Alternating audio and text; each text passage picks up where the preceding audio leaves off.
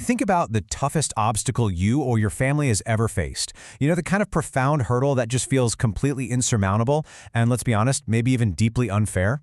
Well, welcome to this explainer. Today we're going to objectively unpack a truly fascinating spiritual lecture that totally reframes how we view family hardships and disability. If you've ever looked at the adversity in your own life or the lives of those around you and wondered what the underlying purpose of the whole shebang might actually be, this philosophy offers a deeply structured, albeit highly unconventional, answer. We're going to examine this source material closely, mapping out exactly how this unique perspective shifts the narrative from one of random tragedy to one of rigorous, purposeful training. So let's dive right into this by asking the profound core question that the source material attempts to answer. Why does nature give us hardships we feel we cannot bear? Just let that question sit for a second. It's a massive, universal question about the seemingly unfair distribution of suffering, right? Like, why do some families face the immense, lifelong challenge of caring for a disabled loved one, while others just don't? The lecture we're exploring today argues that this is absolutely not a matter of bad luck, random chance, or some kind of divine punishment. Instead, it frames these exact hardships as highly specific, customized assignments. To understand exactly how this works, here is our roadmap for the explainer. First, a new perspective, then family roles, true message of hardship, blind charity versus true help, and finally, social contribution. All right, kicking things off with Section 1, a new perspective, reframing hardships. This philosophy introduces a complete paradigm shift, essentially asking us to throw out the traditional lens of victimization. According to the lecture, we have to fundamentally redefine the word study. We aren't talking about academic learning here, hitting the books or going off to a university. Nope. This source defines study as a personalized spiritual life lesson. It's basically nature's assigned homework, and it is entirely based on the environments and hardships you're forced to face. So if you have a disabled family member, the philosophy dictates that you haven't been cursed. Actually, scratch that. It's more like you have been explicitly assigned the study of disability. You're meant to actively observe it, deeply understand it, and figure out the profound why behind it. It literally turns passive suffering into active learning. And this quote brilliantly illustrates that core premise. The source posits that these situations are customized curriculums meant to be mastered. It argues that if you are constantly seeing disability, it's because that specific curriculum is inside you. It's your designated path for spiritual growth. You're actively being asked, what is the true nature of this disability? What role does this person play in the greater universe? Without answering these foundational questions, the lecture claims, you're just going to remain stuck in an endless loop of suffering. Moving right along to Section 2, family roles, sharing the burden. Now, how is this spiritual homework actually distributed? Well, this gets really interesting because the lecture breaks the spiritual burden down mathematically. It ties your required study directly to your physical proximity to the hardship. The source gives this very specific example. If a child is born with a disability or a severe illness, the mother, who is taking the child to the hospital every day and is essentially the primary caregiver, holds 70% of the responsibility to study and understand this hardship. The father, who maybe works outside the home but interacts with the child daily, carries about 30% of that spiritual homework. But an older sibling who works in another city and rarely comes home, they carry literally 0%. It's a fascinating, almost mathematical approach to spirituality. Your burden to learn is perfectly calibrated to your literal physical exposure to the hardship. If you aren't in the environment, you aren't being tested on it. But here's the catch, and there is a very strict warning built into this framework. The philosophy states that simply complaining, crying, or feeling victimized by your assigned environment guarantees you will never escape it. If you look at your disabled child or your difficult circumstance and only lament your fate, just asking why me without trying to extract the deeper lesson, the source claims you'll face total disaster and stagnation. The universe, or nature, absolutely will not release you from the curriculum until you actually pass the test. The hardship is the lock, and your conscious study of it is the only key.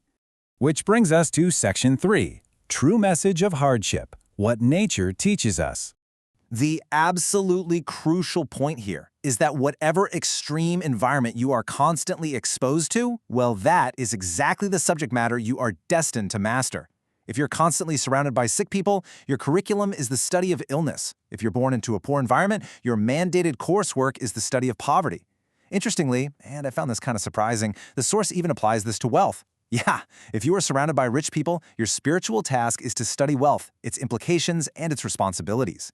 The environment you see the most is the exact textbook nature has handed you, regardless of whether society labels it a blessing or a curse.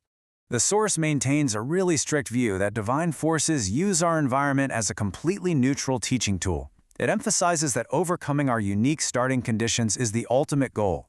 The hardships aren't given out of spite, hatred, or karmic revenge.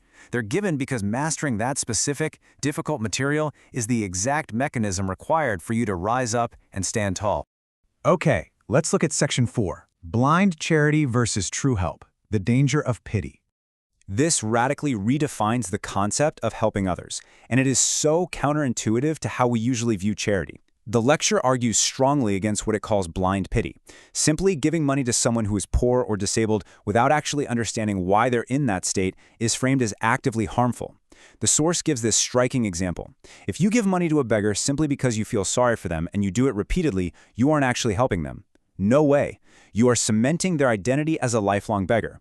Because their poverty is their assigned study, just throwing money at them actually blocks them from learning the spiritual lesson they are meant to grasp. The source warns that your pity might actually be trapping them in their curriculum. True help requires you to first understand the fundamental reason for their hardship and then guide them to overcome it internally. To avoid creating this kind of toxic dependency, the source outlines 3 really strict conditions for offering assistance. Step 1, you must wait for them to ask for help. The struggling person has to initiate the desire for change themselves. Step 2, you have to set a strict condition. For instance, you could say, if you fix this one bad habit, I'll help you with X.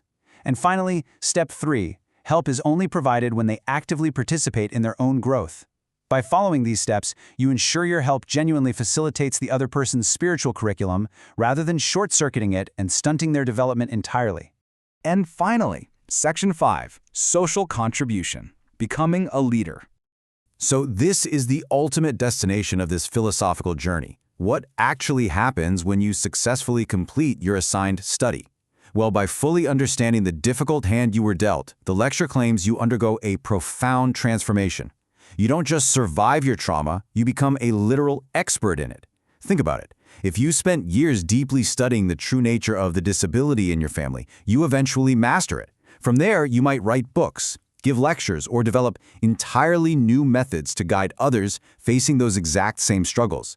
You transform from an isolated victim of circumstance into a vital, necessary worker for the greater good, actively healing society with the specialized knowledge you earned through your hardship.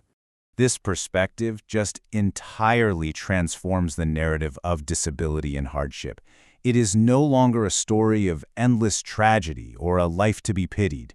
It becomes a rigorous, high-stakes training ground for future societal leaders. The profound logic here is that those who have traversed the deepest valleys and actively studied the darkness are the only ones truly equipped to lead others out of it.